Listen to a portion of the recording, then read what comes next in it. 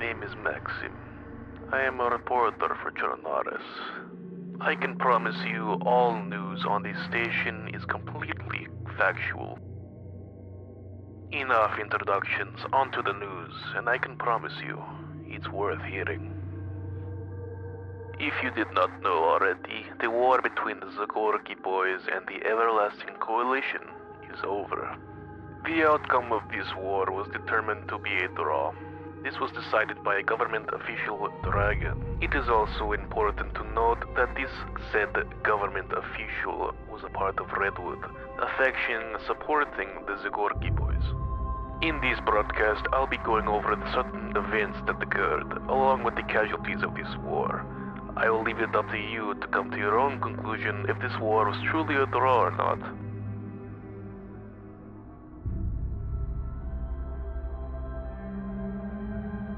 Pavlovo, the home of the Zagorki boys. Just the day before, they opened fire on what they believe was an everyday band of bandits. It was far from that.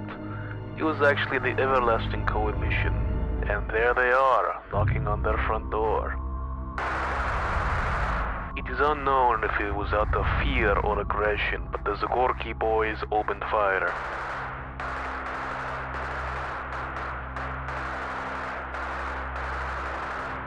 The shooting was over in mere minutes. The Zagorki boys lay dead while the Everlasting Coalition stood tall. Not a single casualty on their side. Small skirmishes began to pop up all of Chernaris. It would seem the Everlasting Coalition always came out on top, suffering minor injuries.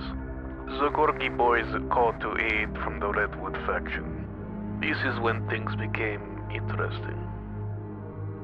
Feeling confident the Zagorki boys and Redwood combined, they decided to cause trouble in a town called Grashino. This town was home to three separate factions, the URSF, the Black Dagger Cartel, and the Sons of Lycan. Their raid was unsuccessful. They stole nothing of importance, and again, the other side only suffered minor injuries. Seeing their defeat, they fled in the vehicle. This is when the very first civilian casualty occurs. I must warn you, what you're about to see is graphic and is downright disturbing. My name is Xander Dingus. Excuse me, I've seen that footage over 20 times and it still gets to me. What you just witnessed was the death of little Tommy Anderdingus. He was the pride and joy of Grashino. Now, he is no more. Whether it was accidental or not, the outcome is the same. Redwood and the Zagorki boys has just taken the life of a Grashino citizen.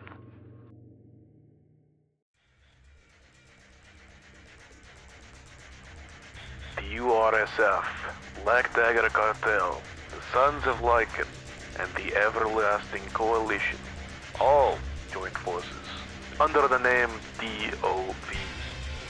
The URSF tightened security in Grashino, creating an ironclad defense. No one will be getting through.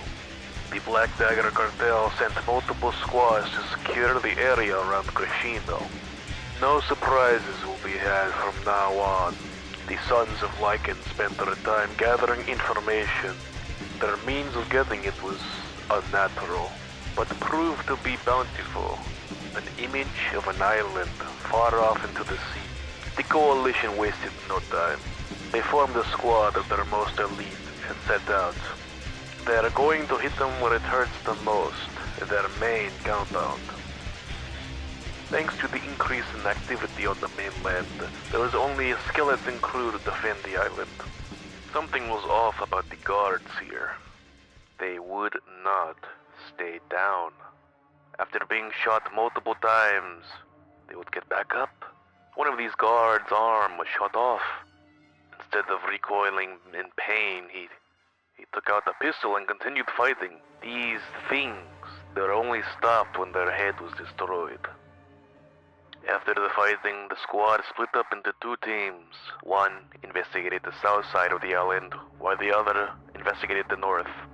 In the south, they found a lab. Inside, they found something truly horrifying. Multiple bodies were found. Most of the bodies belonged to the infected. However, the remaining were survivors. Some of them reported missing from Pavlovo. It would appear they were being experimented on. The team sent to investigate the north found their ammo depot, along with their weapons. In one of the rooms, they found an office. After some investigating, they quickly realized this office belonged to Dragan, the government official. It would seem Dragan was financially supporting Redwood and the Zagorki boys. Before any further investigation could be had, an explosion rang out. The C4 planted on the ammo depot exploded prematurely. The fire from said explosion was quickly spreading. Both teams had to evacuate.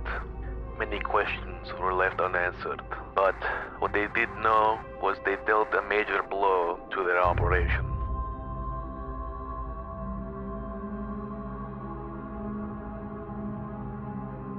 The stage was set. It was time to end this war. Pavlovo was the way to do it, and DOV needed all hands on deck for this one.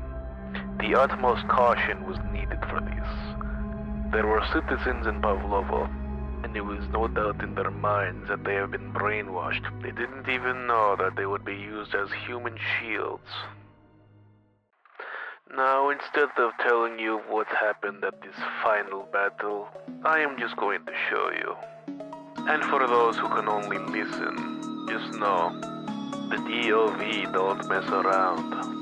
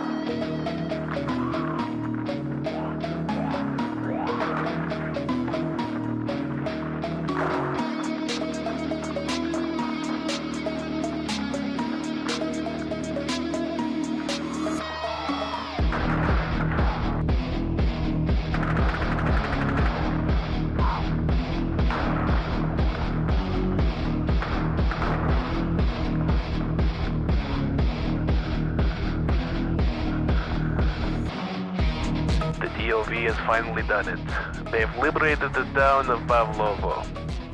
The Zagorki boys in Redwood were no longer a threat. They destroyed whatever munitions they had left and went home. Not before providing aid for the wounded civilians, of course. Returning home, they noticed something was taken from them. The flags of all the factions. Yes, while they were gone, some petty thieves stole the flags. And these thieves' names were Spooky and Zool. These two were high-ranking leaders in the Zagorki boys and Redwood faction. While their men were dying, these two came to Grishino and took the flags. Surprise, surprise, these two were connected to the government official Dragan. Days later, Dragan would call the war a draw. There you have it. Now you, the viewer and listener, know the true history of this war. This very war sparked a chain of events that has led us here today. And this war will not be the last war. There is another war brewing in Chernaris. The corrupt so-called police force is under the payroll of, surprise, surprise, Dragan. These thugs with badges have been messing around in Grishino. The making of this broadcast has put a target on my back, but it does not matter. The truth will be spread, no matter how dangerous it is to expose it.